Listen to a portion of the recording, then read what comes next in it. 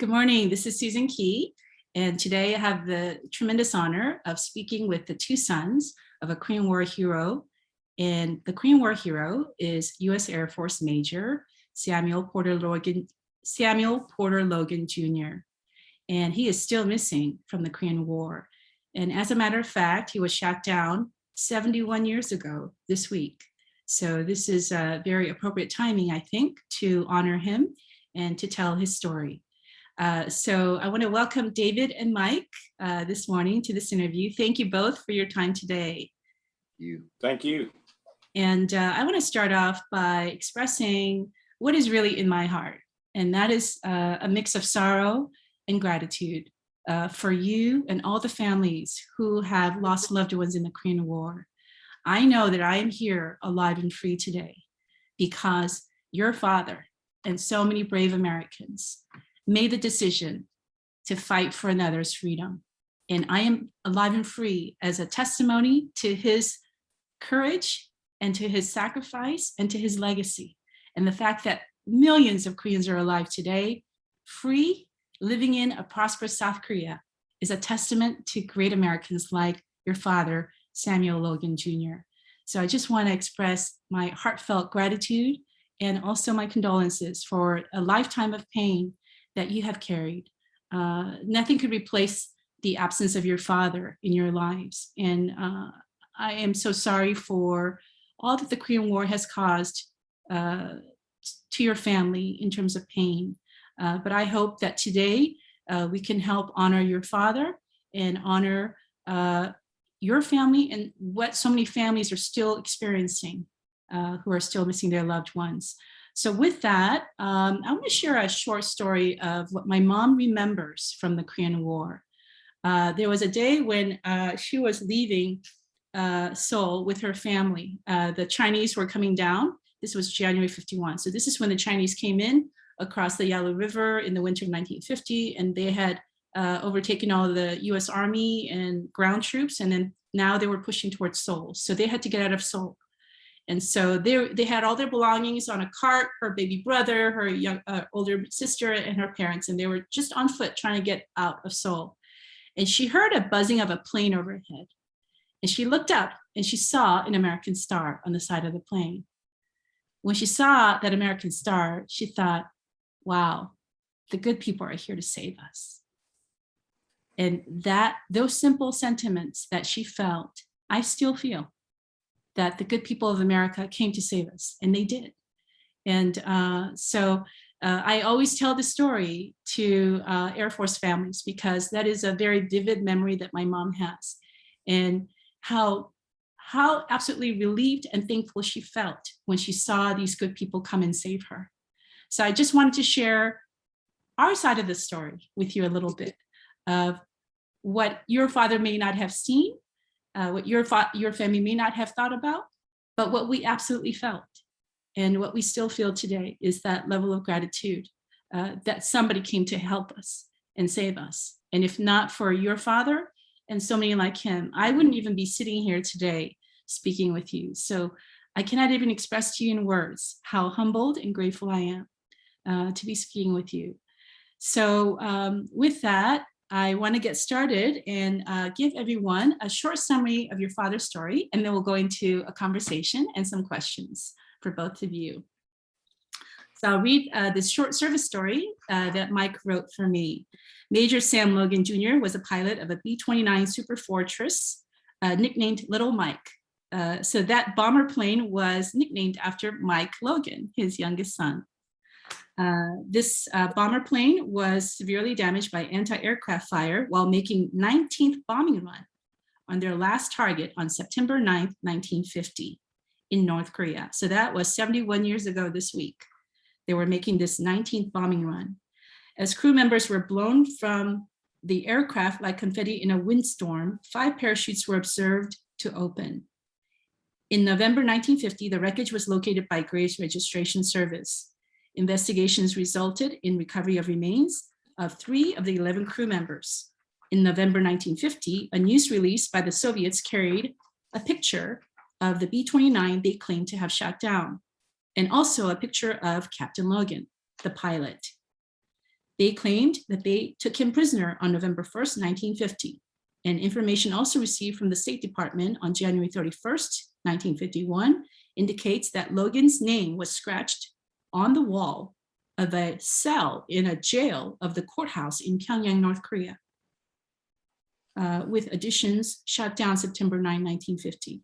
So it is clear that your father left a mark there at that jail cell to let people know who may see this later that he was there at that point in a jail cell in Pyongyang, and he scratched his name there. So this is a really remarkable story of a hero. And I'm going to let you start telling me about your father in terms of his background and where he grew up, and then we'll get into the story of how he was shot down and what information you were able to recover. So I wanted to start with that. Now let's go into his picture. So as you are talking about him, we will have his pictures up here. So let's do this. All right. So let's do this here real quick. Okay. Are you able to see this okay? Mike and Yes. Dave? Okay. Beautiful picture of your father. Very handsome father you have. And let me. That was taken when he got his wings and graduated from flight school. Okay. And so how old was he about here, do you think? He was in his 20s, like Okay. 24, somewhere around there. Okay. So let's start with his story. I don't know if David or Mike, you want to tell me about where he was born and where he grew up. His early. I'll let David. David, you can answer that. Okay. Well, he was born in Nashville, Tennessee. He went to school here. He graduated from East High School here in Nashville, Tennessee. He lettered in basketball and in football, and he was the president of his student body or student council his senior year. And he was in love with a little cheerleader 3 years younger than he. And that turned out to be my mom. Mm. And so he spent a lot of time in Kentucky, where his mother was from. They have a farm in Kentucky, and he used to spend the summers up there on the farm and really loved that. My grandmother and grandfather were divorced when he was 14. And so he lived with an aunt and uncle and his mother at their house in East Nashville until he went off to the service. And so he was the pride and joy of my grandmother. Well, actually, he lived with them until he went to Vanderbilt. Okay. Well, okay. I don't think he lived on campus in Vanderbilt, but anyway, okay. He was very devout Presbyterian. He loved the Lord, studied the Bible. As a matter of fact, one of the last letters that we saw from him in August said he'd just gone to church and then went to dinner with the chaplain that night. So his faith was very important to him, and I'm sure he had to rely on it a lot after he was shot down in his latter years, however they may have been. But anyway, he loved to hunt and fish.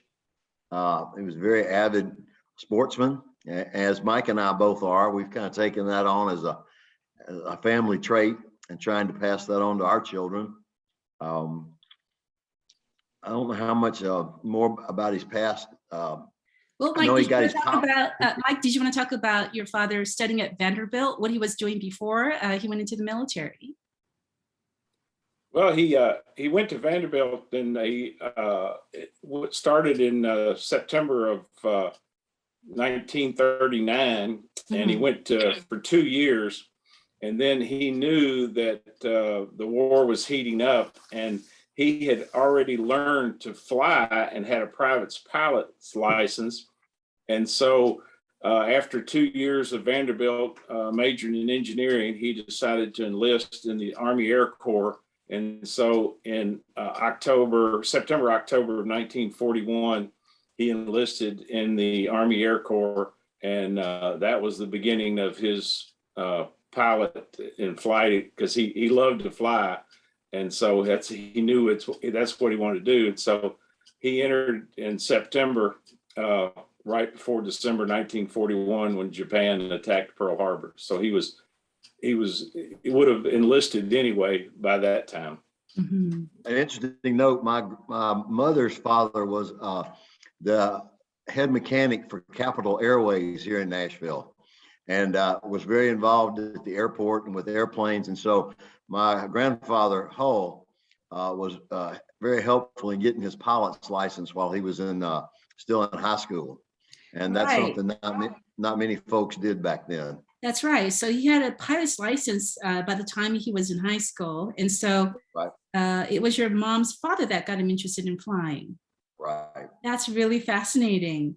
And so let me see if we have here. I'm having a little bit of trouble with this. I don't know what is wrong. I'm having a lot of technical issues today. Oh, okay, so here it is. Okay, so let's go into his World War II pictures.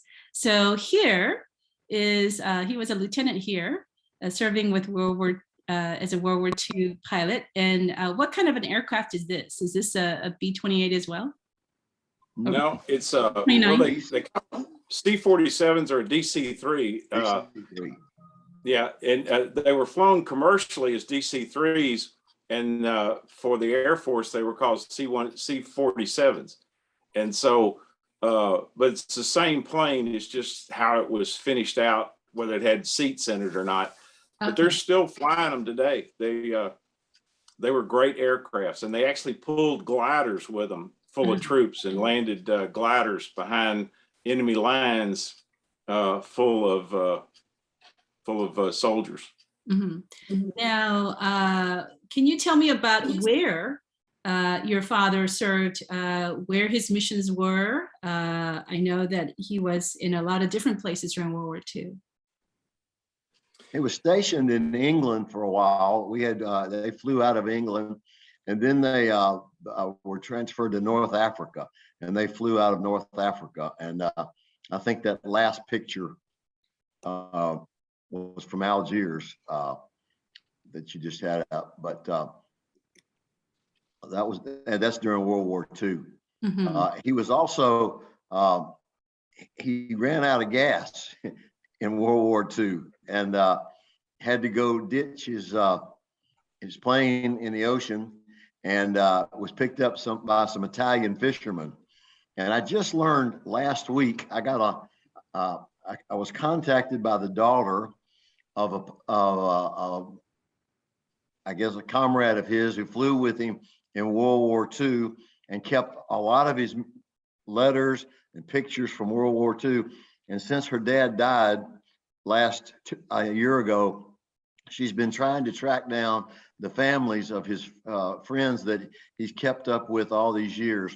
And so he had some letters and pictures from my dad and of my dad, and she contacted me and sent them to me just last week. I just got them. So it's amazing how this keeps coming up. But in that, he was writing about, he accidentally, when they were getting out of the plane after they'd landed in the ocean, and then all the crew got out, but he had a knife out, and he cut a 2-inch hole in their raft. So he said, I was trying to hold the patch with my one hand and patch it with the other hand. And he said, I looked kind of goofy. And so he was kind of confessing that he kind of messed up when they ditched their plane, but they all got out safely thanks to those Italian fishermen that picked them up.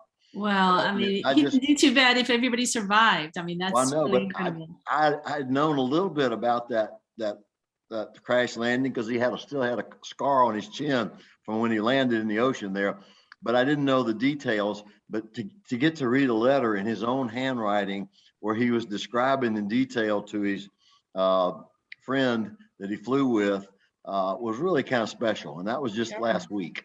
Wow, what a treasure that it will be for your family for many generations. How wonderful to discover that. It is really miraculous when things find their way so many years after, isn't it? It is. Okay. Now this is Egypt. Your dad is on the back of a camel here. Yep. He's the one on the left. Yes, he's on the far left. Yeah. You can usually pick him out because he was 6'2". Yes. And that's tall for a pilot, but yes. You know, he was all over just, it's unbelievable all the places he went. And I wish we had more pictures like that of where he went, but most of them are taken out in the desert and in Africa. I see. Do you know how many missions he flew during World War II? We don't. I have his flight logs that he kept, and you know, I have read them, and it's hard to discern, but he had thousands of hours of flying time. Now, this is before he got married to your mom, right? He was still a bachelor here. And did he write letters to your mom? Do you have any of what he might have written from his travels and service in World War II? Susan, she kept every record, every letter he ever wrote to her. And at her death, we had literally boxes and boxes of letters. Wow. And the family went through all those. I read every one of them, and I kept a few of them. But at her death, we put them in her casket. Oh, I see. Well, I think that's probably best, right? To have that be something she always keeps with her. Wow, right. That's really beautiful. And, you know, it's something about letter writing. There's another picture we're going to show later, which is really beautiful and powerful picture of your father writing a letter to your mom. Oh, here it is. Perfect. Yeah. So I don't know who had the genius to take this picture while he was writing this letter. I don't know who took this picture, but what a great moment he captured here. He actually did that himself. The camera that he had took that picture with, I have, and it has a little timer where it's like a wind up clock, and you push the timer down and it'll wind down, and it gives you like 20 seconds, and then the shutter releases. So he's the genius behind this picture. Oh, he was an avid photographer, as his mother was. Oh my gosh, and I thought it was somebody else taking this picture, and I thought, wow. No, he's actually got that sitting on the table, and he pushed the release, and then he posed for that picture. And so, you know, he set that up so he could send it to her. I got to tell you, Mike and David, I have never seen a photo that evokes so many emotions as this one. Just knowing what happened to your father after the, you know, during Korean War, that he would never come home to her, and just this precious moment of him thinking about your mom. It is just such a beautiful picture. I just love it. What a huge gift he left for you. You know, this is a great gift he left for you as well. Wow, this is really beautiful. Well, I actually have that photograph and the camera. Now, this is when they got married. This was in 1944. Is that correct? Yes, May 29, 1944. Wow. How did they get color back then? It's hand colored. It's not a color. Okay. It's hand done. That's basically a portrait that they would paint them, and that is a skill that has long left this earth. But they would take black and whites and then make notes of the colors, and then color them in. Hand color. Didn't they shoot that in sepia and then they painted them? I think so, because we've got some in black and white and sepia and some in color, but that's the best one that was in color, but it's hand painted. I see. Wow, it is just stunningly beautiful. I mean, both of them, such a beautiful couple they are to begin with, and then this picture is just really incredible quality. Just beautiful. So they got married after he returned from World War II? No, they got married on a 30-day pass. Oh, and it took him 3 days to get home of the 30 days. And then after they were married, he left again for 9 months. She didn't see him again for 9 months. Oh, wow. So he was still serving in World War II. He's still in World War II. He went back to England, and I guess back to Africa. But after 9 months is when he actually was out of war and not having to, fly missions. And so that's when he came back to the States, and David was born, and then eventually I was born. But they moved 7 times after they were married. Oh, sure. So when they got married and he went off back into World War II service, or he was still serving. Where was she? Was she in Washington, or was she somewhere? No, she was in Nashville working at the photography studio. Oh, okay. She was in Nashville. Okay, so Washington was much later on. Okay, got Yeah. it. Well, David was born in New Jersey, and I was born in Denver. Okay, so yeah, they were clearly everywhere across the U.S. as he was moved to different bases. Now, he was part of the U.S. Army Air Corps during World War II because Air Force did not exist yet, correct? Right. Correct. So he was part of the U.S. Army Air Corps. I just want people to know that the Air Force came into being later on. Okay. So this is a beautiful family picture of the four of you. And Mike is a little baby. How old do you think you were here, Mike? Oh, I was probably 1, maybe a little pushing 2, but not yet, still probably. I was born in 48, so that was probably taken in 1949. Okay, and David, can I ask you, how old do you think you were here? I think I was probably 3.5. Oh, 3, okay. Wow, I love this picture too. Okay. And so this was July 4th, 1950, 4th of July. So this was about about almost 10 days after the Korean War started. And your family was living in Spokane, Washington at that time. Right. Okay, so. And these pictures were taken the weekend he shipped out. I see. So he was shipped out shortly after these pictures were taken. So he probably already knew that he was going to be headed over there. Yeah. Right. And my second birthday would have been August 21st. So this was taken right before my second birthday. Oh, wow. So I was almost 2 in this picture. I see. I like your Hawaiian shirt you're wearing. All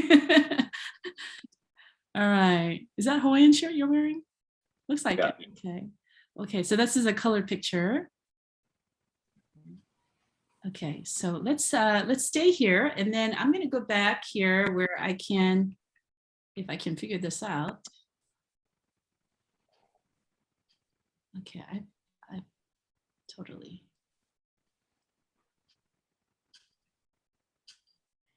Okay.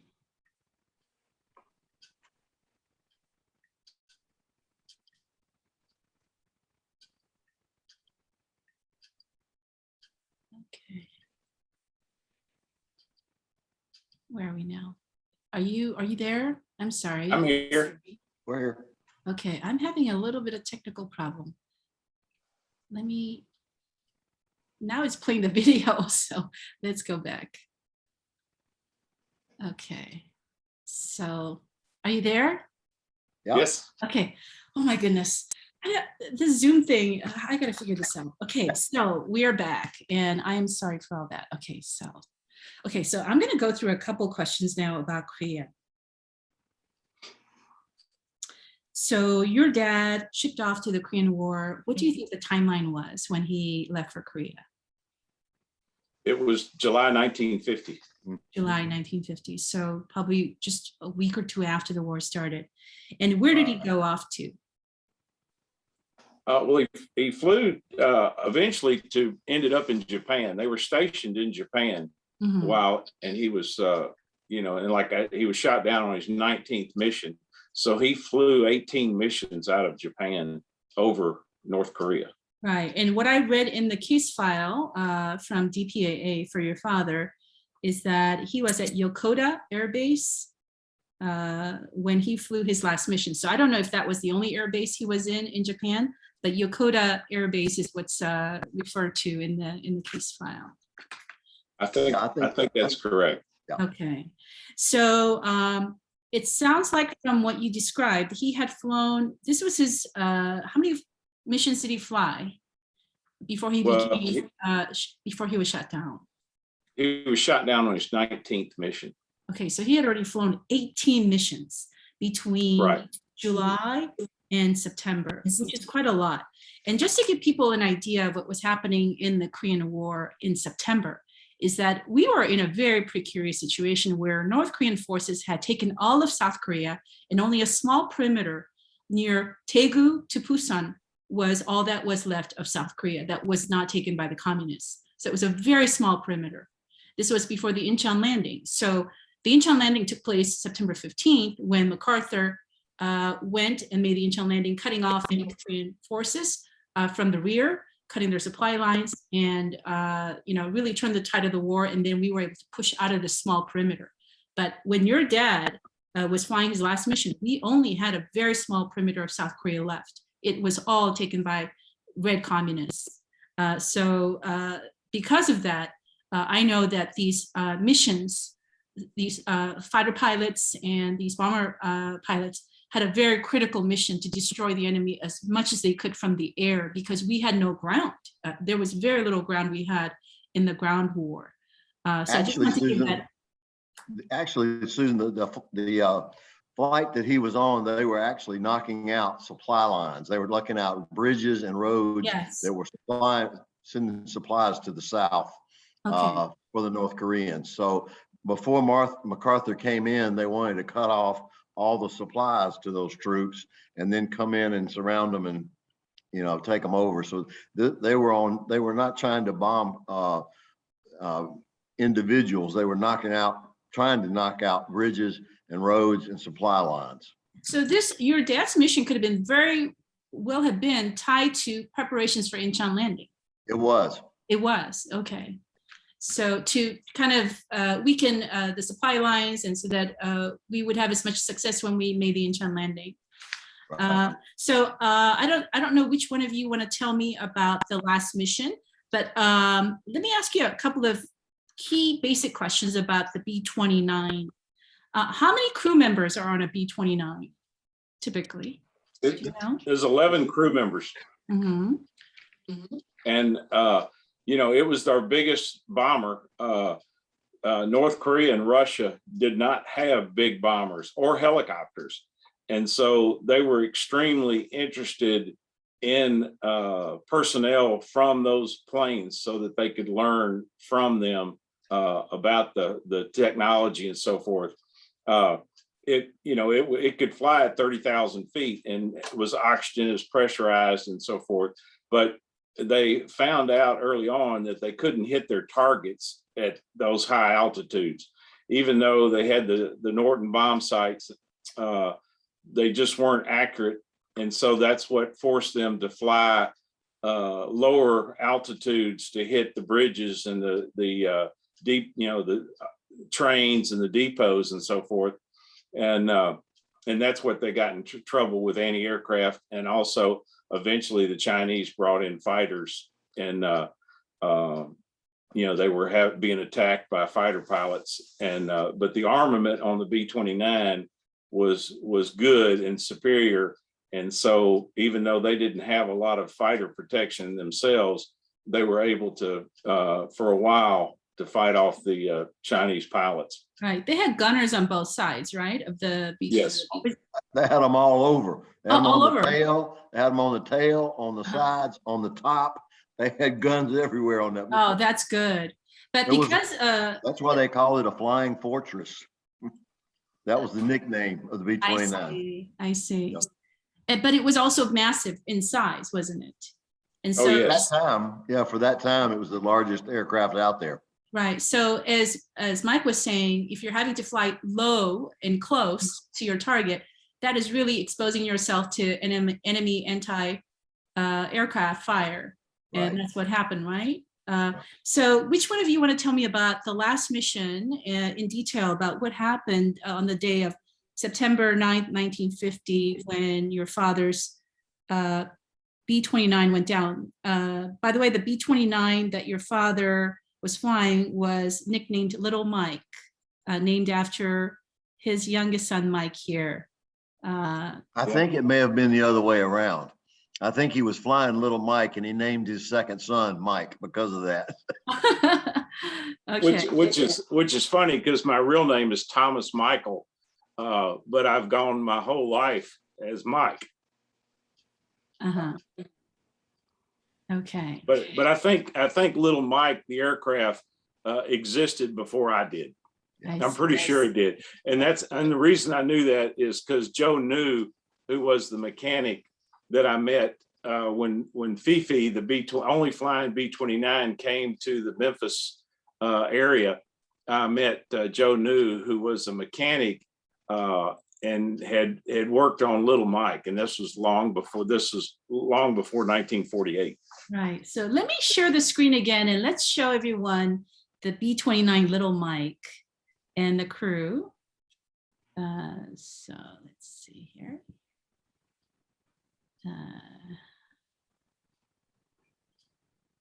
Let's go to this. Are you able to see this okay? Yeah, Dad's the back row on the left, second from the left, the 6'2". Right. And everyone in that crew, this picture was taken the week before their 19th mission.